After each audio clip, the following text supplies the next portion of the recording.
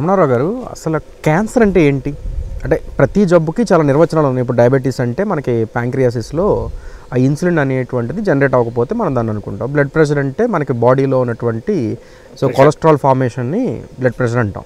కానీ అసలు క్యాన్సర్ అంటే ఏంటి? అసలు శరీరంలో ఏ అవయవాల మీద అయినా సరే దాడి చేస్తుంది అది. శరీరం మొత్తాన్ని లోపల నుంచి తినుకుంటూ వచ్చేస్తుంది. అసలు క్యాన్సర్ అంటే ఏంటి? దాని పుట్టుక ఎక్కడి నుంచి వచ్చింది శరీరంలో? దాని యొక్క ఫార్మేషన్ కారణం ఏంటంటారు? క్లుప్తంగా చెప్పాలి అంటే మనము క్యాన్సర్ని చెదలతోటి పోల్చుకోవచ్చు. ఏ విధంగా అని చెప్పేసి అంటే మన దినచర్య, ఆహారం, లైఫ్ స్టైల్ వలన రక్తము క్వాలిటీని కోల్పోయి ఒక విధంగా చెప్పడం ఏంటంటే ఎక్కడ పుండు పడితే చీమ వచ్చినట్లుగా, లేకపోతే పండు కుళ్ళిపోతే పాడైపోయినట్లుగా, ఆ విధంగా ఈ రక్త కణాలు పాడైపోతున్నాయి. ఆ కణాలు పాడైపోయిన కణాలని క్యాన్సర్ కణాలు అన్నారు. అవి ఇన్ఫ్యాక్ట్ అందరి బాడీలో ఉన్నాయి, కానీ సమతుల్యంలో ఉన్నాయి. లోపల మనకు తెలియకుండానే ఒక వార్ జరుగుతూ ఉంటుంది. ఇది క్యాన్సర్ సెల్స్కును యూస్ఫుల్ సెల్స్కి. అవి యూస్ఫుల్ సెల్స్ విజయం పొందటం వల్ల మనము ఆరోగ్యంగా ఉన్నట్లు లెక్క. అవి ఎప్పుడైతే వాటి సంఖ్య పెరిగిపోయిందో ఈ తెల్ల కణాలు పెరుగుతాయి. తెల్ల కణాలు అంటే ఒక విధంగా ఆర్మీ, దానికి సంఖ్య పెంచుకుంటుంది అనమాట. అప్పుడు దాని గూఢార్థం ఏమిటాయా అంటే క్యాన్సర్లు వచ్చాయి.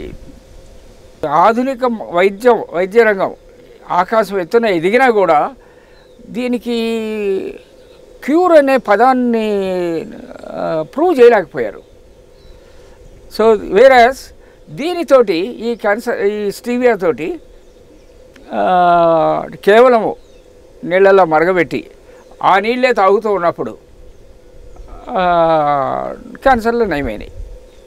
ఇంకా మిగతా తిండి విషయాల్లో కానీ ఏవి కూడా చెప్పకుండానే ఒట్టి నీళ్ళతోటి. అందులో కొంతమంది ముందుకు వచ్చారు, వాళ్ళ మీద ప్రయోగిస్తే సక్సెస్ అయింది. ఆ విధంగా దినదినాభివృద్ధి చెందుతూ వచ్చింది ఈ స్టీవియా అనేది. రమణారావు గారు, అసలు క్యాన్సర్ అంటే ఏంటి? అంటే ప్రతి జబ్బుకి చాలా నిర్వచనాలు ఉన్నాయి. ఇప్పుడు డయాబెటీస్ అంటే మనకి ప్యాంక్రియాసిస్లో ఆ ఇన్సులిన్ అనేటువంటిది జనరేట్ అవ్వకపోతే మనం దాన్ని అనుకుంటాం. బ్లడ్ ప్రెషర్ అంటే మనకి బాడీలో ఉన్నటువంటి కొలెస్ట్రాల్ ఫార్మేషన్ని బ్లడ్ ప్రెషర్ అంటాం. కానీ అసలు క్యాన్సర్ అంటే ఏంటి? అసలు శరీరంలో ఏ అవయవాల మీద అయినా సరే దాడి చేస్తుంది అది. శరీరం మొత్తాన్ని లోపల నుంచి తినుకుంటూ వచ్చేస్తుంది. అసలు క్యాన్సర్ అంటే ఏంటి? దాని పుట్టుక ఎక్కడి నుంచి వచ్చింది శరీరంలో? దాని యొక్క ఫార్మేషన్ కారణం ఏంటంటారు? క్లుప్తంగా చెప్పాలి అంటే మనము క్యాన్సర్ని చెదలతోటి పోల్చుకోవచ్చు. ఏ విధంగా అని చెప్పేసి అంటే మన దినచర్య, ఆహారం, లైఫ్ స్టైల్ వలన రక్తము క్వాలిటీని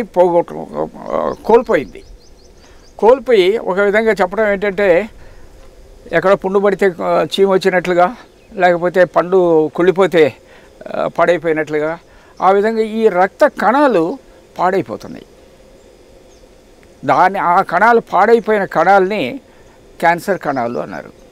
అవి ఇన్ఫ్యాక్ట్ అందరి బాడీలో ఉన్నాయి, కానీ సమతుల్యంలో ఉన్నాయి.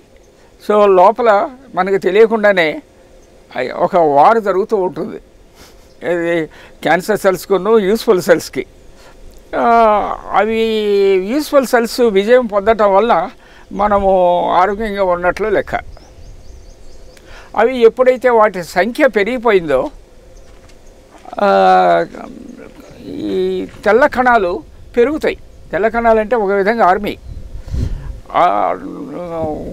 దానికి సంఖ్య పెంచుకుంటుంది అనమాట. అప్పుడు దాని గూఢార్థం ఏమిటాయా అంటే క్యాన్సర్లు వచ్చాయి. ఆధునిక వైద్యంలో ఎమర్జెన్సీ వైద్యంగా పనిచేస్తుంది, కానీ క్యూర్ అనే పదమే వర్తించడం లేదు. ఎందుకంటే 100కి 90 మంది ట్రబుల్తోటి అంటే బాధపడుతూ ట్రీట్మెంట్ తీసుకుంటూ ప్రాణాలు వదులుతున్నారు. అంటే ట్రీట్మెంట్ కూడా స్మూత్గా అయింది కాదు. పోనీ స్మూత్గా అయింది కాదు, కానీ ఫలితం వస్తుందా అంటే ఫలితం రాలేదు. కొన్ని అందులో కూడా కాస్ట్లీ కొన్ని వేల కొలది రూపాయలు కాస్ట్లీ మెడిసిన్స్ కూడా మార్కెట్లోకి వచ్చాయి. పోనీ అవన్నీ పనిచేస్తున్నాయా అంటే గ్యారంటీ లేదు. సో ఆ విధంగా ఈ సిట్యుయేషన్ అనేది ప్రపంచవ్యాప్తంగా ఉంది. సో ఇప్పుడున్నటువంటి మోడర్న్ వైద్యంలో ఒకచోట క్యాన్సర్ అనేది ఉంటే రేడియేషన్ అంటే ఎక్స్రే లాగా రేడియేషన్ లాగా కాలుస్తున్నారు. అదే కానీ మోర్ దాన్ వన్ ప్లేస్లో ఉంటే ఈ కెమో అనేటువంటి ద్రవ పదార్థము ఈ సెలైన్ బాటిల్లో ఎక్కించి ఆ రక్తంలోకి ఎక్కిస్తారు. అవి సెల్స్ని చంపుకుంటూ పోతాయి. అందులో మరీ ముఖ్యంగా క్యాన్సర్ సెల్స్ని చంపుతాయి.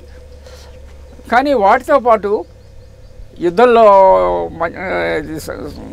ఇద్దరు మంచివాళ్ళు చెడ్డవాళ్ళు ఇద్దరు పోయినట్లుగా యూస్ఫుల్ సెల్స్ కూడా పోతున్నాయి, అవయవాలు కూడా వీక్ అవుతున్నాయి. సో అది ఇనీషియల్ స్టేజ్లో కొంతవరకు పనిచేసినా కొన్నాళ్ళు అయిన తర్వాత ఎదురు తిరుగుతుంది, అంటే రెసిస్టెన్స్ పెంచుకుంటుంది. సో దానితోటి చేతులు ఎత్తేస్తున్నారు. చేతులు ఎత్తేస్తున్నామని చెప్పేసి ఆధునిక వైద్యాన్ని క్వశ్చన్ చేయగలవా? లేదు. ఇంకా ఉన్నది ఏమిటి? ఇమ్యూనోథెరపీ అని ఒకటి ఉంది. ఒకటి క్యాన్సర్ సెల్స్ని మాత్రమే చంపేది టార్గెట్ థెరపీ అనేది. దీన్ని రెండు మించింది టీ క్యాన్సర్ సెల్స్ అని. ఇవి ఉన్నాయి కానీ ఇవి నంబర్ 1 కాస్ట్లీ ఒకటి, రెండవది ఫలితము గ్యారంటీ లేదు. ఆ విధంగా 190 మంది పైన చచ్చిపోతున్నారు. Like and subscribe Eagle Health and Beauty.